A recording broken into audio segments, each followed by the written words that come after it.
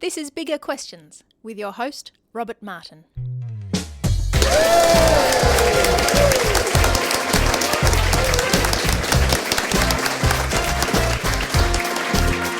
Welcome to Bigger Questions, recorded live in the city of Melbourne. Today is part 2 of a conversation between two philosophers of very different worldviews. Atheist Professor Graham Oppy, Professor of Philosophy at Monash University, and Christian believer Professor Greg Restel, who is Professor of Philosophy at the University of Melbourne. Now, in part 1, we discussed some of the method and content for our discussions about God and sharpened our own concepts and understanding on this big question.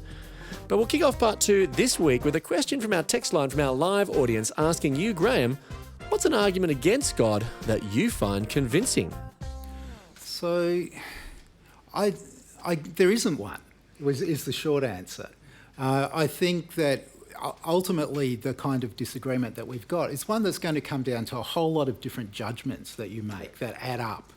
And in a couple of books that I've written, I've tried to sort of set out some of the range of judgments that I make that sort of add up to my holding the naturalistic worldview that I do. But any attempt to do that is incomplete. You actually can't sort of carry it out as a completed project. So you end up saying something like, well, the way I see it, this is how all the bits that I'm talking about now fit together. And if you compare it with what other people say, it seems to be doing just as well in terms of explaining stuff. And maybe it's a little bit simpler in a couple of places. And overall, my judgment is that makes it better, but other people are going to disagree. That's So something there's no like one that. argument necessarily. No. But what pushes you to non-belief then, I suppose, more so than belief? Because Greg has obviously got a few reasons for why he believes. So are there any reasons or things that push you to non-belief? So there's 1,000 reasons that people give for believing in God. These days you can find lots and lots of arguments and considerations. And when I consider them point by point, I think that for each of the things that comes up, I have a way of explaining it at slightly less cost. And when you're sort of working out what's the better theory, what you do is you trade off simplicity in various respects against how much you can explain, roughly. And so I think naturalism makes the best deal.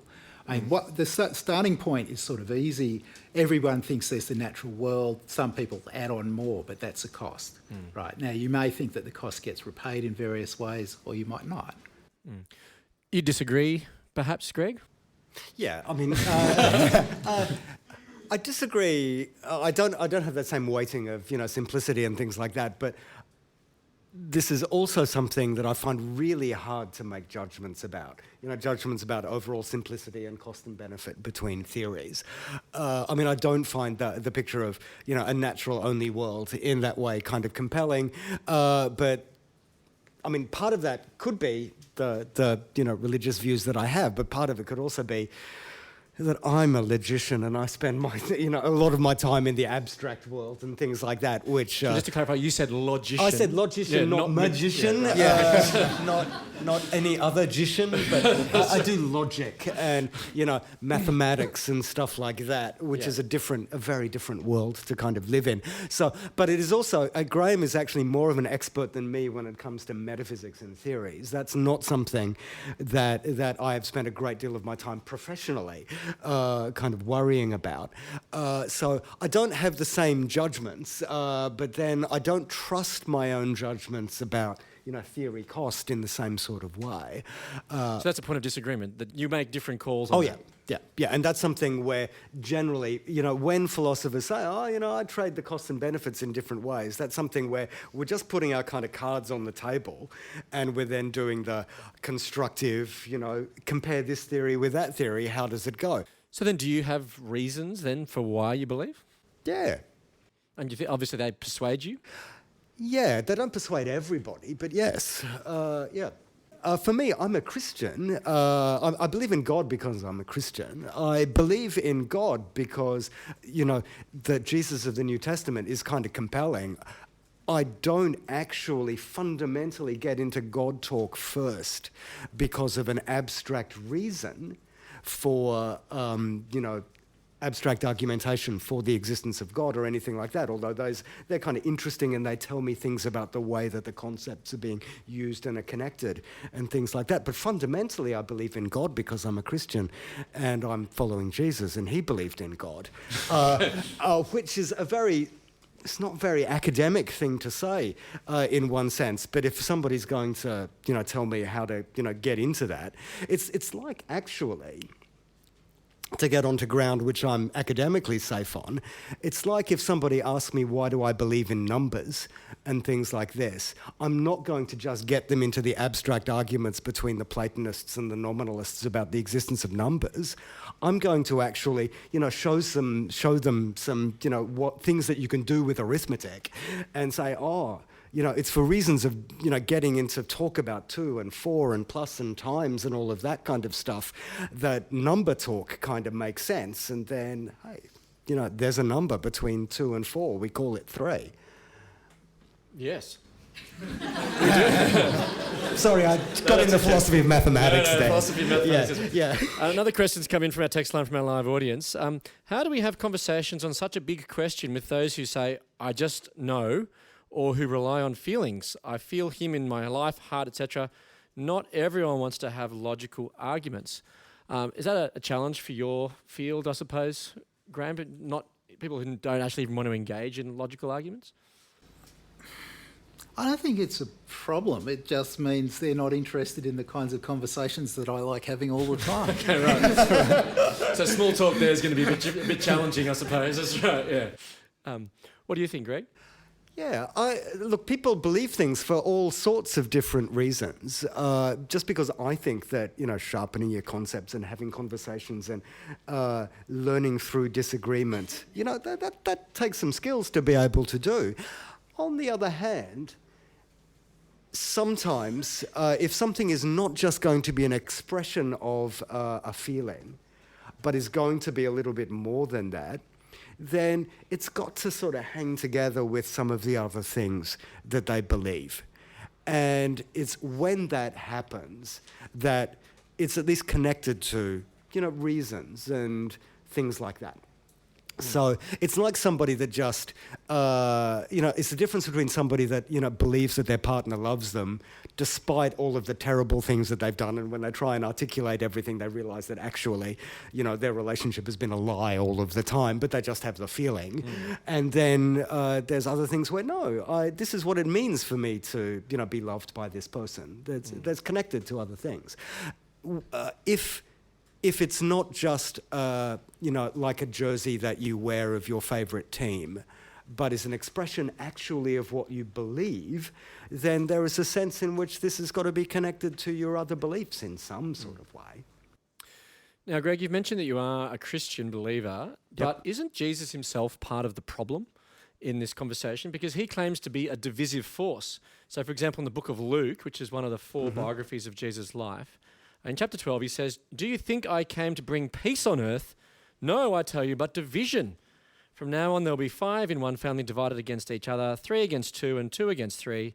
They will be divided, father against son, and son against father, mother against daughter, and so on." So this is a controversial element, I suppose, to Jesus' character. Does it surprise you that he admits to being a divisive force? No, that doesn't surprise me because I've read that passage before. No, I mean, Jesus was, if you read any of the gospel stories, you see that Jesus was bringing a kind of revolution of some kind or other, and that this, was going to make a difference in people's lives, and not everybody was going to agree. Now, he also, said to his disciples, put away your swords. It's not that kind of revolution. So, the kind of disagreements that we have, be aware that, when it comes to matters of ultimate significance, not everybody's going to agree, but that doesn't mean that we resolve those disagreements by, figuring out who's got the biggest stick or sword. Yeah. So does it make it harder to have conversations about God when Jesus is such a divisive character, though, do you think? Well, it makes it more interesting. Yeah. Harder, yeah. I mean, if you're a conflict-averse person like me, yes. But apparently being a conflict-averse person is probably not the best if you're an academic philosopher anyway.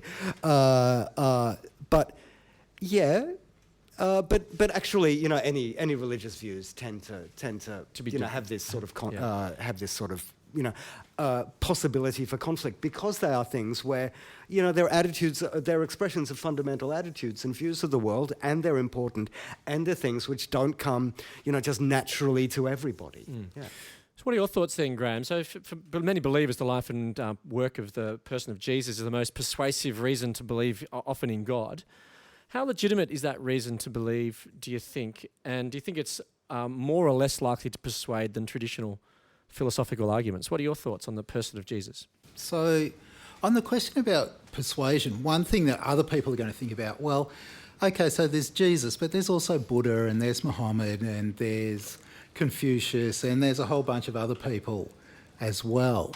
And you've got to make your choice if you're going to go down one of those routes, right? So persuasion looks kind of different then. But if someone's made a choice and they've gone down a particular route, well, then that's what's happened. Right? Yeah. So, but you didn't find the figure of Jesus more or less persuasive than philosophical arguments, do you think? Or is that just something that you don't really consider in the schools of philosophy? So I think I'm with Greg. I think reasons are actually very important in being able to articulate them. And so even if your reading of Scripture is the thing that you think sort of lies at the basis of your belief, you still better be able to say something about the reasons why you find this. So you think reasons are important? You think reasons are important, Greg? And it's connected to what I was saying before and what Graham was saying. It's one thing for me to, just say something because, my team says it. But if it actually means something, then if I believe that, God created the world, as it were, then that is viewing the world in a particular kind of way, and it's viewing God in a particular kind of way.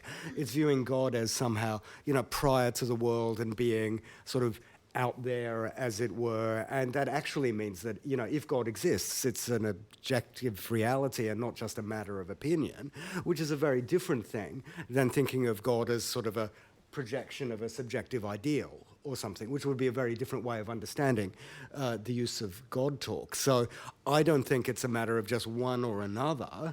I think that arguments and reasons and things are helpful for us to try and make sense of what it is that we are saying, whether it's things that we are finding that we are saying because of, originally irrational or not for argument reasons, or whether it's things that we have been reasoned into. Another question's come in, which I'll direct to you, Graham, which goes back to the point about persuasion and disagreement. So why is there value in disagreement? And if there is value in it, shouldn't I give up trying to persuade people of my view? Maybe part of what's worth thinking about here is what's the point of conversation? Why do you get into conversations? I think whenever you get into conversation, your sole purpose is to persuade the other person to come around to your way of thinking, then you're probably not doing conversation correctly. Yeah. Right. And do you think that's part of the problem for why sometimes our conversations aren't very good? Yeah, sure. Yeah. There's the value in disagreement, but still you need to listen as well, perhaps? Yes. Yeah, and sometimes it's useful to just figure out that other people actually don't see things the same way that you do, and that you learn something. And to learn that you agree here and disagree there, you've learned something. Another question for you, Graham, is what does Graham say about the common view that all religions are essentially the same? There have been contemporary philosophers, so John Haidt would be one example, of someone who tries to argue that at some very deep level, there's a bunch of truths that are shared by all of the religions. I think that's a very hard view to defend. And if you don't go down Hicks' route, then it's just kind of obvious to inspection that there's massive disagreement. Pick any pair of religions and they disagree about a huge number of things. Yeah. Okay.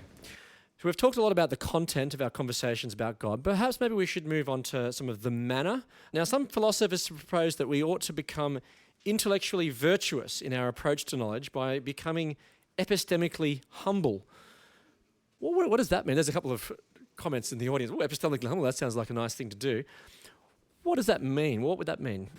Let me take a slightly different angle on this. Sure. Because I'm not sure that epistemic humility is exactly the right concept here. What I think you need is something like conversational humility, What matters is how you engage with other people when you're talking to them. I mean, epistemic humility suggests some kind of sort of internal attitude to the way that you're thinking about things. And it's a bit hard to know what that would be, that you should be a bit less certain than you were before, but why? Nothing about the evidential situation's changed or anything like that. But conversational humility makes lots of sense. And epistemic humility, it's not clear exactly what it would be, but it's got something to do with the way that you believe. And I find that hard to make much sense of, but I can make much more sense of the idea that in your engagements with other people, if you listen, you think about what they say, you sort of encourage them to say more about what their views are. There's a whole lot of things like that I would count as kind of practices of conversational humility. Conversational humility. Well, perhaps. That would seem to me to be something that's really worth pursuing. Anyway, that's the... well, Greg, the Old Testament wisdom book of Proverbs says in Proverbs 11:2, when pride comes, then comes disgrace, but with humility comes wisdom. So does the idea that wisdom comes with humility resonate with you? Yeah. I also think that there might be a kind of epistemic humility that is important, at least in the willingness to be informed and to learn from somebody else, to think that you don't have a unique grasp on what's true, and maybe a receptivity to possibly learn something from another. And one thing that I like in that kind of vocabulary from Proverbs is that the notion of wisdom is kind of an attitude of a proper handling and knowing how to judge things in the right sort of way, where in this case, I think it's being just understanding that you have a particular place in the world. You know, for me as a believer, I'm going to say that as, God's God and I'm not. I do not have the view of everything that there is, that God has put everyone here in this world and they're in different positions and have got different perspectives on things. And I have the opportunity of learning something in having a conversation with them. Now, that's not because I think that there isn't a God or being an agnostic about God, but it's because I have this view that I can have this kind of trust or have this understanding that I don't understand everything. But I mean, does that mean that you can't ever hold anything with certainty? Oh, no. It doesn't mean that. And that's So the other part that I do agree with from Graham. Of course, 2 + 2 is 4. I'm certain of that. You can still be humble. I'm very humble. 2 + 2 is very humbly 4. But there's a difference between a mathematical equation that we can prove versus a belief in God or something.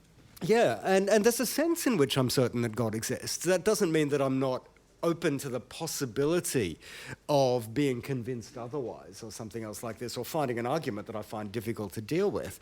But, my belief in God is pretty sort of low down in my list of, more fundamental things than others.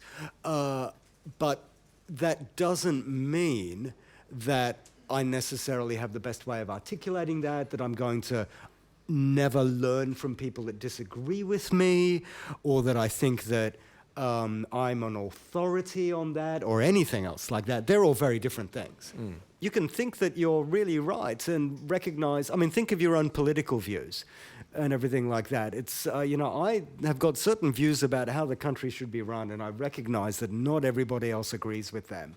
And that if I sort of go around just, parading my political views and thinking that everybody's an idiot that disagrees with me, well, I'm not going to have any friends, and I'm not going to persuade people. Or you'll have friends just like you, perhaps. Or maybe I wouldn't want to have friends that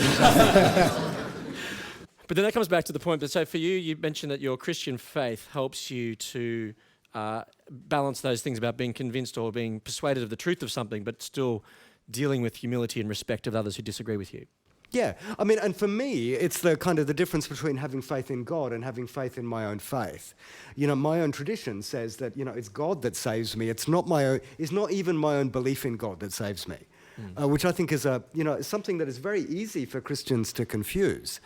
But on in the creed that I say and everything, it's God that created the world, not my concept of God, which is really good because my concept of God is sometimes really shaky and I don't really know, what it is that I'm believing. Now, which is not to say that I think that people that don't believe in God can't be humble. You can get to the same conclusion from lots of different ways. So, Graham, what do you think then? Did this idea that wisdom is connected to humility, is that something that resonates with you?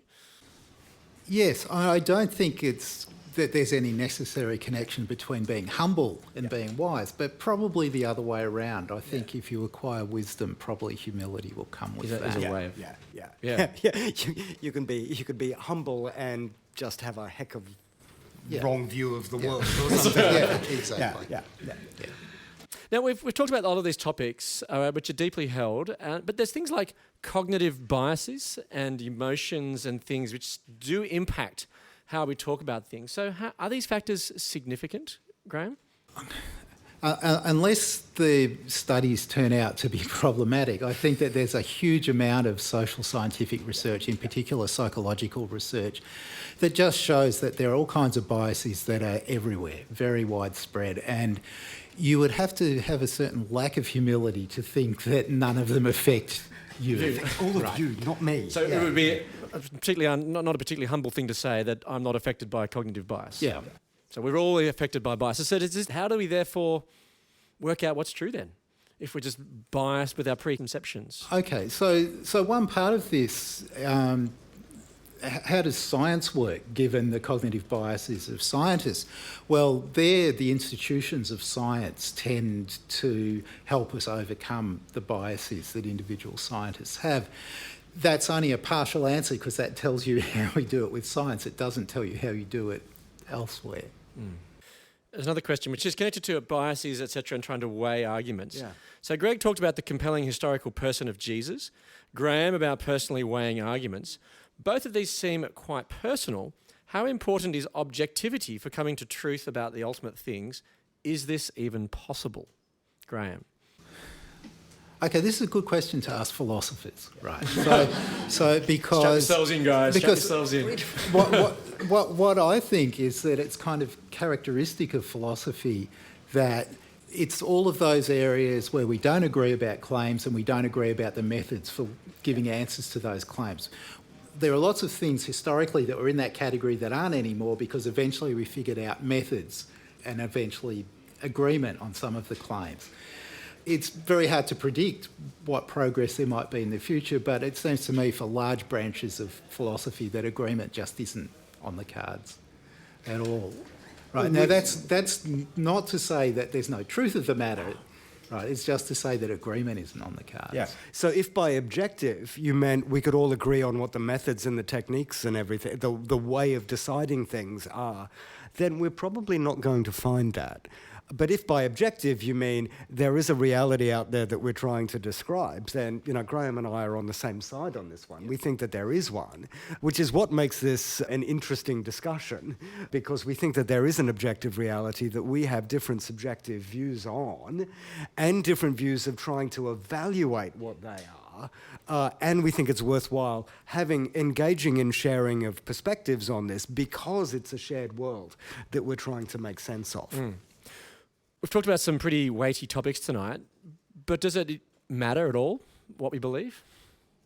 Does it matter? Maybe it depends a little bit which side you're on, how much you think it matters. Yeah. Right. So, I don't think that I've got any particular reasons for caring if there are lots of people who disagree with me on the kinds of things that we've been talking about tonight. If you're on the other side and you're of a certain cast of mind, it might bother you deeply. Is that how you'd see it, Greg? Oh, I think it's yes and no. Sorry, That's a philosopher's answers, isn't it? I'm a philosopher. I'm a philosopher, and I'm a religious believer. So in one sense, I think, yes, it makes a really big difference to people if they believe in God. On the other hand, I believe that, it's actually God that saves people, not their beliefs in God, that saves people ultimately and fundamentally. But I do think it's kind of, you're making the world and your views of the world and things like this, you're making hassles for yourself if you just say, oh, no, I don't need to believe in God, it's not really important or anything like that. Another question's come in from our text lines. Is Jesus a model of humility, and is this the same as the conversational humility being proposed here? What do you think, Greg? Jesus is a really interesting fellow here. He was a religious teacher. He was, a man on a mission, and you wouldn't say in one sense that he was, backward in coming forward about what his views were. On the other hand, you see the way that he carried himself and the way that, given somebody with their, abilities and, intellect and, persuasion and everything. It's kind of interesting that he said that the thing that he was going to be doing was getting a band of lower class followers, working class people that were fishermen, and he was going to change the world that way. In one sense, that's a very humble sort of thing to do. And it's something which is not attempting to, persuade people by means of violent political overthrow. It was a very different kind of way of being in the world, and that fundamentally is a very different way of engaging in the world than, military power or trying to take over the power structures of religion or the state or anything else like that. Well, Greg and Graham, it's been a fantastic conversation tonight. So the final question, to our philosophers, how do we learn to have better conversations about God? We'll start with you, Graham. How do you learn? Maybe by watching other people model having good conversations about God. I'm not sure. That might be a starting part. But I think some of the things that I mentioned before, it's important to listen. It's important to want to understand the points of views of others from the inside, right? So that you can sort of understand, as it were, where they're coming from. That's a really important part of having better conversations, having that goal, I think. What are your thoughts, Greg? And there's also an element of just, putting yourself out there but thinking about having a conversation as, laying some cards on the table and seeing what the different positions are. And just also, having those two different perspectives of wanting to express yourself, but also wanting to, see what the options are and see what the different views are. And if you can manage to, go between those two perspectives and hold both of them, then you're well on the way to being able to, have productive conversations. Well, let me leave you with some of the Bible's wisdom to help us learn to have better conversations about God from Proverbs 11:2. When pride comes, then comes disgrace, but with humility comes wisdom.